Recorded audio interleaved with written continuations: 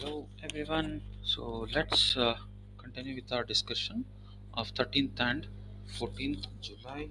So we discussed about the loss of sovereignty, rise of digital sovereignty, how foreign entities encroach upon the indigenous rights of the developing countries. All right. So what is the sharp divide between global south and global north? Okay. How this data colonization or digital colonization, how what are those measures, countermeasures that India has taken? For example, developing of ONDC, or for that matter personal data protection law, or for that matter there are certain academic terms. So the issue of data colonization, digital, you can use some of the very good academic terms. Okay, surveillance capitalism. मतलब how companies collect vast amount of data without the consent, they monetize it, they violate the political and civil rights of the common man. The Pegasus software issue, you might be very well aware. All right, how companies have excessive concentration of technological power, and how it can harm the society, how it has resulted in the concentration of wealth. All right, not only between individuals but also between countries, between companies. All right, this is what is termed as neo-colonialism. So this is a content which is largely helpful for ethics as well as general studies, the essay paper. All right. Yes. Coming back to next discussion, we discussed about the eco-sensitive zones, 10 kilometer around the protected areas. Then a good fodder for the mains examination, that is especially the general studies paper for students who are pursuing political science and international relations. This is a repetitive theme, what is called the multipolar matlab bipolar. Bipolar is, okay, there are two poles, power is concentrated between one is, or USSR led by Russia, and who represent socialist bloc, and another is the capitalist bloc led by USA. All right, so who is supreme? So they used to polarize all the other countries, they used to encourage other countries to join their bloc, but largely you know it is with them or against them, I say ho gaya tha. So now this is a multipolar world, matlab there are various other countries, various smaller regional organizations, be it like ASEAN, be it like BRICS, be it like SCO, be it like many regional organizations have started propping. And for that matter, developing countries have now increasingly want to have a say in the international socio-political and financial order. So in that context, India's you know India, once upon a time, it went for what is called non-alignment. All right, in 1960s. All right, now India is actively going for multiple engagement. Matlab, we are having good friends with Ukraine, good friends with Russia, good friends with USA. All right, and also we try to balance the relationship with China as well. All right, so this is, let us take the good ideas, good deals, good works, profits from all the sides. All right, so this is acknowledged. So this is again a repetitive theme. All right, multipolarity is defined as a system of international relations where there is multiple powers, okay, exercising significant influence in contrasting the bipolarity. All right, so emergence of multipolar world, because the current political system was not suitable, and for that matter, it is largely started after disintegration of USSR. Then, okay, institutions like this, United Nation, World Bank, etc., are increasingly questioned by the, see, that is the reason why, despite having IMF, despite having United Nations, despite having World Bank, why are there other regional development banks? Okay, why are there other political institutions such as SARC, such as BRICS, such as BIMSTEC, etc.? Largely because these are not satisfying the aspirations of the regional community. All right, and for that matter, the the system, the West dominated system are largely considered to be very rigid, okay, and very biased. For example, NATO pact, all right, and the Warsaw Pact countries. Warsaw was one led by Russia. Okay, NATO was led by USA. So what are some of the measures that India has been undertaking? Just you can look at the you know look at some of the things, what why India is has been at the forefront, because largely India is a fast growing major economy. India is going for domestic indigenization of technology, and for that matter, India has been very active in BRICS, G20, SCO, Quad membership. All right, and for that matter, above everything, India has been a strong democratic force. All right. And it's a repetitive theme. You will be adding more content, but you should need to get a you need to guide your answers along these lines. Okay, so India has been third largest military spender. India is a nuclear power. All right, India is a large democracy, and India is known as the pharmacy of the world. All right, this puts India in the right place in the international socio-political order. Now, sir, what are the challenges faced by it? As you know, it is well known. Okay, challenges faced by it is the okay the our animosity with Russia, with China. All right, India's and strategic pressure to choose the sides. India's balancing act between the Quad as well as Russia. Countries are asking, the Western countries are asking India to condemn Russia, but India has not been outrightly saying anything. All right, and Russia heavily dependent on China limits India's maneuverability, because Russia is also dependent in terms of access to partner. All right, in terms of access to oil, etc. All right, then okay, this is again a repetitive but general studies mains paper three. How artificial intelligence can be used, okay, towards reviving our medical sector, especially the traditional medicines, that is Ayush. All right, Ayurveda, Siddha, Unani, Sovarita, as well as homeopathy. Again, important in this context, just know some of the keywords. Okay, the global initiative on AI for health, because artificial intelligence can help in early diagnosis, better distribution of the health resources to the common man. All right. So, is some things which are too technical here, not required. I would suggest you to directly look into this one. India's initiative that could facilitate artificial intelligence in traditional medicine. These are all bit old current affairs, but you can definitely quote this in the mains examination, called the traditional knowledge digital library. So the especially the tribals who are having control over the traditional resources, they can digitize that. The government helps them in digitizing their traditional technologies, so that someone who is trying to patent those technologies, they have to get the permission from a traditional knowledge digital library.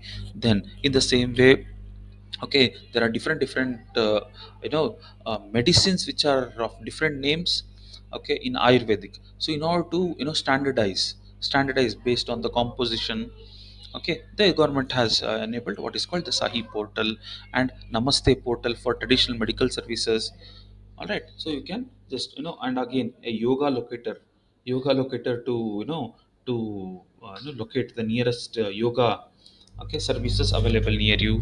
In the same way, something very important, this is not just related to medical, but it is overall global partnership on artificial intelligence. Okay, it was a summit. Okay, again, India also participated in this, and in fact, there is a already initiative called India AI mission. All right. So, global partnership on artificial intelligence is a mission towards bringing all the stakeholders. Okay, but the Japan, South Korea, USA, England. Okay, so that the futuristic artificial intelligence should not threaten the sovereignty, and also should not create any type of social distinctions. All right. Yes. then uh, then comes something very the key challenges. Okay, using AI in traditional medicine, these are not only in traditional medicine, you can use it for all the other generalized answers also. For example, there exists strong digital gap, and AI is run on data, and this data is again you know uh, uh, the quality is not there. All right, and again and localization and integration, matlab many AI models are there. All right, how to integrate all this localized model into a common model is also one of the challenges. Then desulfurization, flue gas is the polluted gas which is getting emitted from the pollutant, from the industries. Okay, it's a okay, so uh, in industries are mandated to ensure that this the desulfurization, because sulfur dioxide, it is a harmful pollutant. In fact, it is a it is a primary pollutant also, it's a secondary pollutant also. Alright, it results in the formation of acid rain, it results in the formation of ground level ozone. Alright, so the government has mandated, okay, that what should be the amount of pollutants that it should curb. So it's a scrubbing technique that uses an alkaline reagent to remove sulfur dioxide from the flue gas.